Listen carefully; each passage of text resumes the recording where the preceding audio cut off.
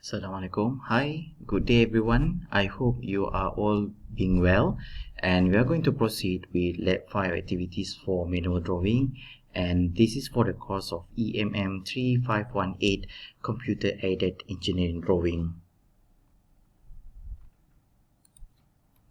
And before we start with our activities, let me just give some few reminders here. Please make sure that after you completed your activities, you take photo of your activities and upload in the Padlet.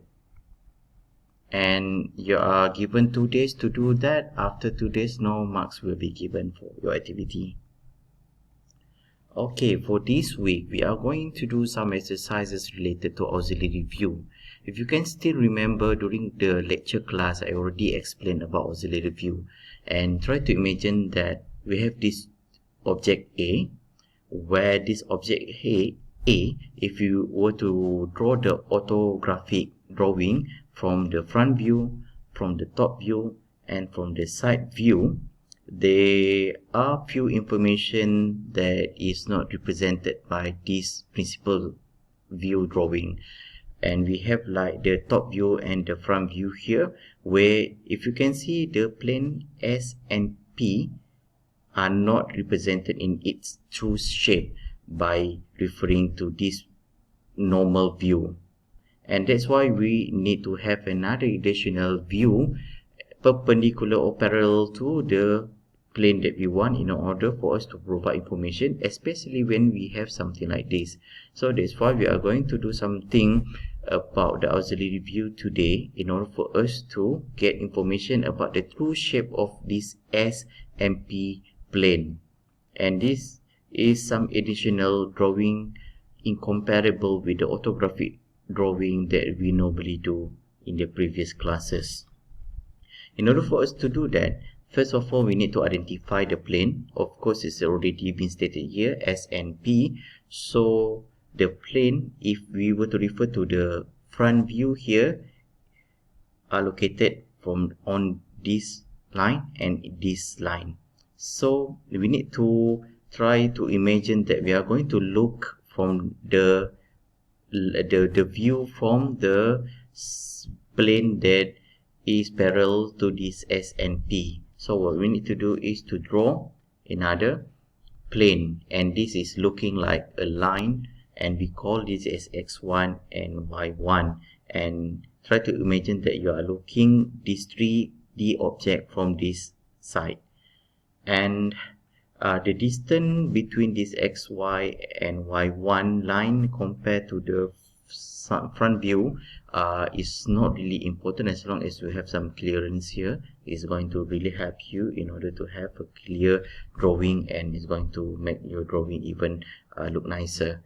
So after that, what we need to do, because we already have this true distance between this point to this point and this point to this point, and then we also have the width, the true width of this plane by referring to the top view from this point to this point. So in order for us to draw the auxiliary view, we need to have some reference plane. So in this case, we have this X and Y as reference plane, and this reference plane is up to you actually, where you think that the plane is going to really help you in order for you to draw the auxiliary view. It can be at the bottom, it can be on the top, it can be in the middle. It's really up to your own convenience. But in our activity today, we're just going to put it in the middle, so that is going to help us in order for us to measure the distance between here to here, and then from here to here, and all other measurement here. So what I want you to do now is to draw these two side view first, the top view and the front view, according to the dimension given here. Then after that, we are going to start drawing the auxiliary view.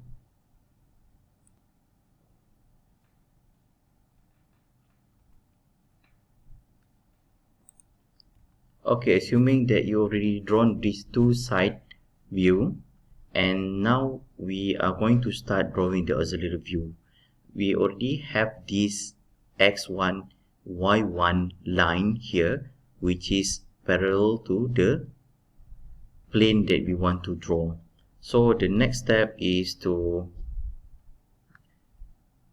link these two side view in order to give some more information, and then we decide that we want to have the reference plane in the middle of the top view here.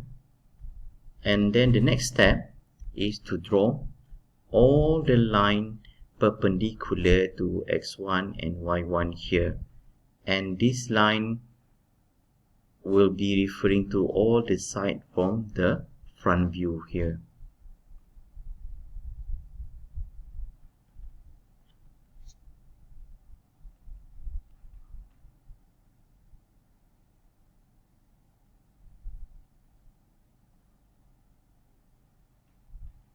Okay, if you notice that while drawing this line, this construction line, we also can measure the distance between this point to the center point xy, and also this point, and this can be done by using your compasses, or you can use ruler if you want, as long as you know what is the distance between the reference point in the middle here, and the top part and the bottom part, like this.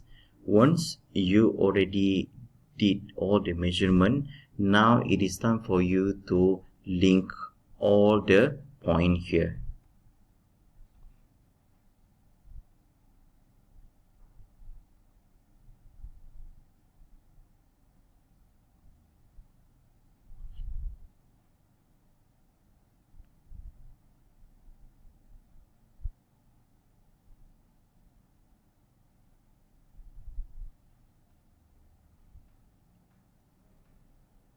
Don't forget about the hidden line, because sometimes when you change the position of the view that you want, there are few hidden lines that might not be seen obviously, but you need to also consider about it, because it's going to give more information about your drawing. So now you already have the S plane and the P plane at their own true shape and size, as we have the auxiliary view here. And this is something that is going to help if in order for us to have more information of the S and P plane here. And this drawing, if you can imagine, it's seen from this view. That's why the drawing turned out to be like this. So we are going to do another activity number 2, where we have object A, something like this, and we want to have the true size and shape of this plane S, and we only been given the front view and the side view here. So what I want you to do now is to draw these two drawing first, and then we can proceed with the auxiliary view.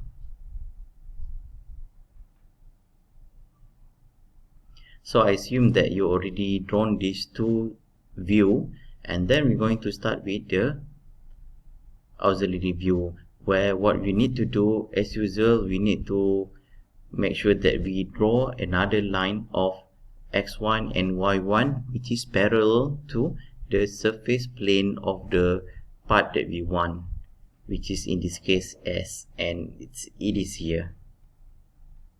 And if you can see here, instead of putting it in the middle, the reference plane, we put it in the side, because it's going to help us a bit more here if you were to put the reference plane at the side.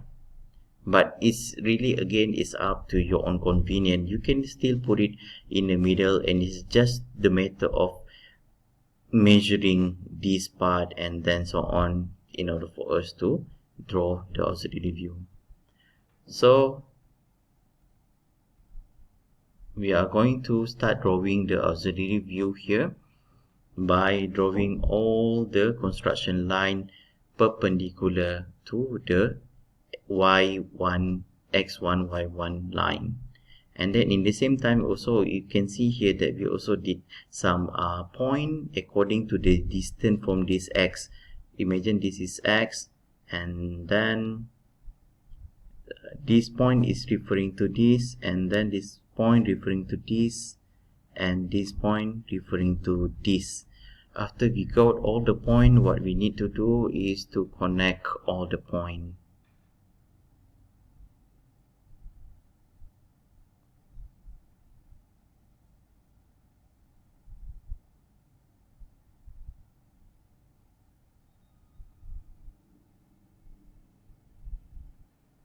Now we already have the true shape of S. As usual, don't forget about the hidden line. So this is the true shape and size of the plane S as we want from the auxiliary view. And if you can see here, it's a bit different from the side view because we try to see it from this side, which is parallel to the plane that we want. So additional information can be obtained from from Google, from YouTube, and so on, in order for us to get more understanding about the auxiliary view. But I hope that these two activity at least going to give you some experience drawing the auxiliary view. And I also have one assignment to be given this week, and I really hope that you're going to try at home and submit this assignment next week. I believe that's the end of the lab for today, and I really hope that you're going to do all the activities and assignment, and we will see you next time. Okay, bye bye. Assalamualaikum.